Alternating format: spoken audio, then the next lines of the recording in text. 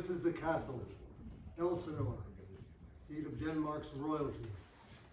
My partner and I were just about to knock off for the day when we got a call about multiple homicides here. We arrived at the grisly site and started to interview a witness while CSI processed the murder scene. My partner's name is Bill Cannon. My name is Joe Monday. I'm a cop.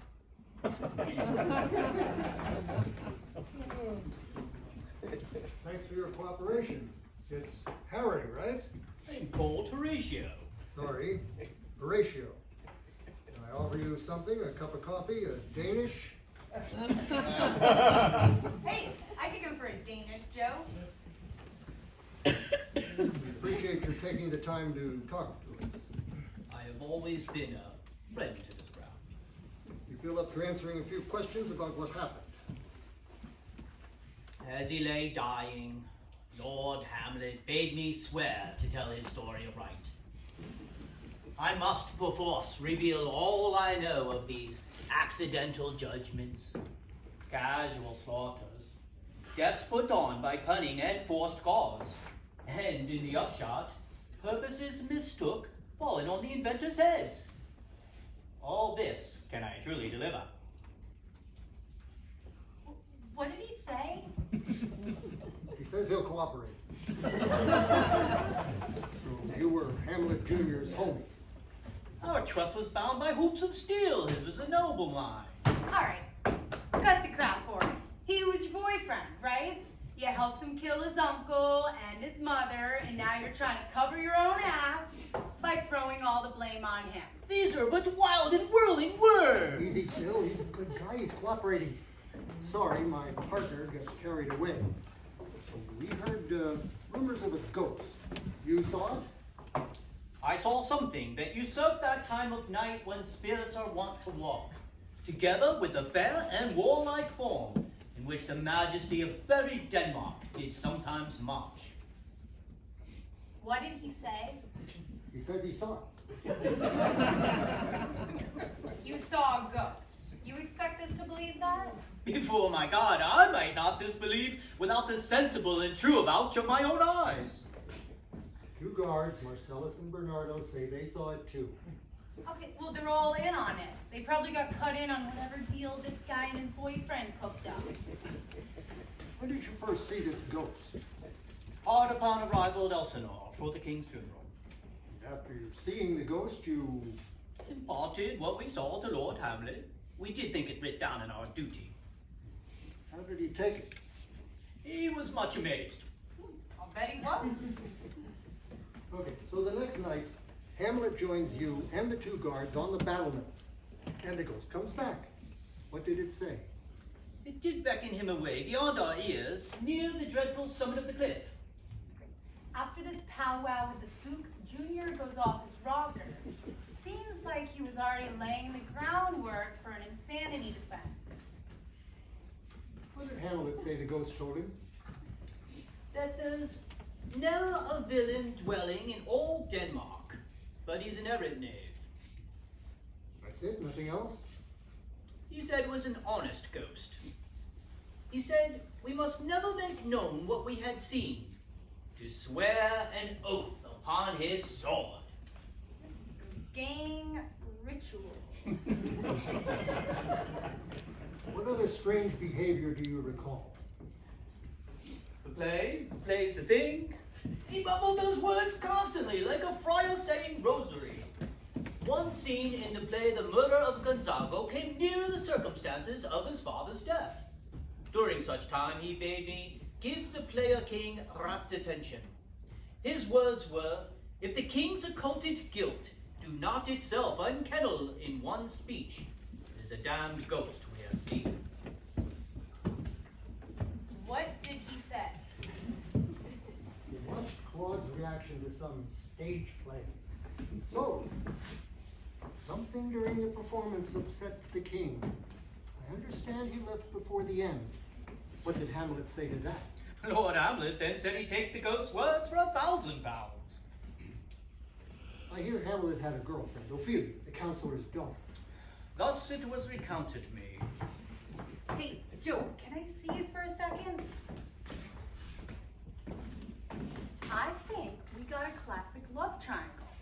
we got our buddy here, the gay guy, right? We got the prince, who's a switch hitter, and the chief counselor's daughter, who would really like to win the lottery and become Mrs. Hamlet, the future queen of Denmark. Can you catch my drift? I got a nose for this stuff, Joe. Real gut instinct. You don't have any evidence on him, Bill? But we both know the girlfriend's death is suspicious. And suicide from grief for her father, maybe. Or maybe this guy sees an opportunity to get rid of the competition. So he follows her down to the river, gives her a shove, knowing the getup she's wearing will pull her down like cement galoshes. Or maybe the girlfriend gets pregnant. The prince isn't ready to raise a little princess, so he decides his squeeze needs to sleep with the fishes. That works too. Oh no, I still like this guy for it. He's a rat. I can smell it. Look, what do we know? Old Hamlet dies. Who's next in line for the throne? His son, right? Except in Denmark, the king has to be certified by Parliament, where the brothers got a fix in, so they hand him the crown, screwing the kid out of his inheritance. How's that for motive? Okay, so the son decides he's got to climb to the throne over a pile of dead bodies, including his mom, who's doing the horizontal bop with her late husband's brother. We know Junior killed the old guy. The Councilor Polonius, probably by mistake, thinking it was his uncle hiding behind the curtain. I'm thinking he was spying for Claudius. So Claudius thinks his wife and her son are doing some weird stuff? It's really sick. Focus, Bill. Why would the king be afraid of his brother's kid? Oh, the kid's after the throne! Exactly. Claude was terrified of his nephew/stepson, probably with good reason, considering how he wound up. Did you read the coroner's report on Hamlet Sr.? Turns out he was poisoned. Whoa. You think Junior did it? Maybe he got tired of waiting for the old guy to croak and decided to help him along. And then concocted that snake in the garden story. Except old Uncle Claude has an ace up his sleeve. He's got a lock on Parliament, so when Junior gets screwed, he decides to take revenge, comes up with his poison M.O. It fits the pattern. Poisons the way everyone else died, including the counselor's son. What's his name? Laertes. You know, on the way over here, I was talking to a CSI guy. He said the preliminary examination suggested that the sword wounds were not fatal. So when there's a little sporting wager on the fencing match, Junior sees an opportunity to get rid of the whole family. He poisons the wine and the tip of the sword, and during the match he stabs Laertes. They wrestle, they switch the swords out, Laertes gets him back, and then with his dying breath, Junior kills Uncle Claude. And how bizarre is that? I mean, you can't make this stuff up. No one would believe it. So Junior is a serial killer. We can't prove anything yet. We've got to keep it digging. Thanks for your patience, Ratio. Listen, there were 2 other people at the castle recently. We'd like to talk to them too. 2 friends of Hamlet's named Rosenstern and Gildenkrantz. Know where we might find them? Rosenkrantz and Guildenstern are dead. What? How? Where? En route to England, the prince in stealth unsealed a commission in their charge. An urgent writ they were to deliver at once in Denmark's name, commanding the death of Hamlet. Lord Hamlet then sat him down and devised a new commission, an earnest conjuration from King Claudius, in that as England was his faithful tributary, on the view and knowing of the contents, without debate further, he should the bearers put to sudden death. Word of the demise arrived with an ambassador to England. I get it. Explain it to me. Junior forged a letter to the King of England to have him whack Rosie and Gildy. You know, I'm thinking Junior might just turn out to be the most prolific serial killer in Denmark's history. Corey is holding something back. Let me tune him up for 10 minutes. He'll sing. I can't let you do that, Bill. It'll write us both up. I'm not screwing up my pension for some dead aristocrats. All right, Horatio, you're free to go. For now. Joe, this guy is holding something back. I can feel it. We can't do anything yet. Listen, don't leave town. So I want to talk to you again. Need a lift somewhere? My thanks, but no.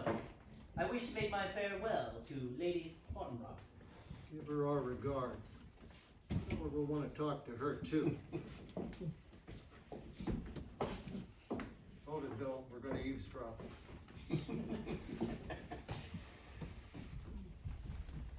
Well done, Horatio. I'll appoint thee as my own viceroy. Thou shalt beest as ourselves in Denmark. Yours the skilled hand, gentle lady, mine but the gentle instrument. Who but thyself could grasp the wheel of Hamlet's trust and steer his sickly bark to port in our fell interest? 'Twas thy performance as his father's apparition at the cliff did push his diseased wits o'er the edge. What a glorious hour is this, the summit of my revenge. Old Hamlet poisoned, and the younger driven nimble-footed, ere suffering his father's fate. We may not but carouse to this, a toast to the sweet taste of victory. My noble lady, a stirring in the corridor.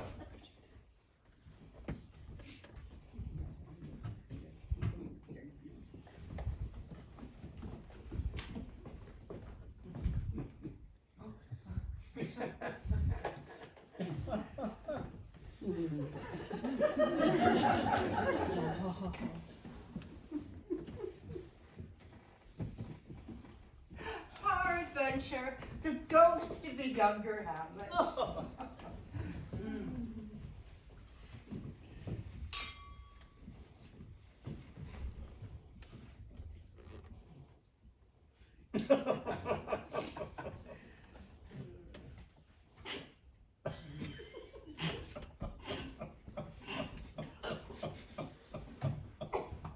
I am undone.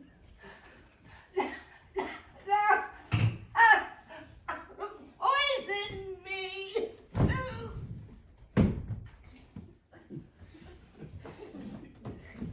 Good night, sweet princess. Fights of angels sing thee to thy rest. Here's to thee.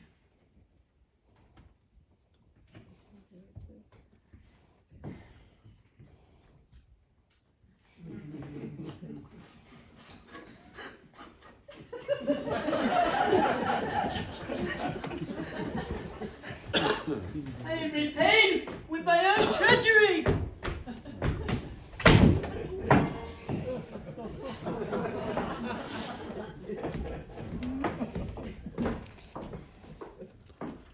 This one's gone. Yeah, this one too. What happened? No blood, no physical trauma. I'm thinking forensics will find traces of poison in both of those goblets. How did Horatio call it? Purposes mistook fallen on the inventors' heads. They poisoned each other. Yeah, that's one for the books. Maybe Fortinbras wanted to tie up loose ends. Dead men can't testify. Or maybe Horry thought it was only a matter of time before he became a liability and decided to strike first, underestimating the Norwegians' timetable. Or maybe he thought killing Fortinbras would make him some kind of a hero, national savior of Denmark. Maybe he even thought Parliament would make him a king. Well, we'll never know. So, what do you say we get CSI in here to wrap this up? And how about you and I go get ourselves a decent cup of coffee and that Danish you were wanting? That sounds good. Yeah, there's gonna be a mountain of paperwork on this one. Hey, do you spell Fortinbras with an F or a PH?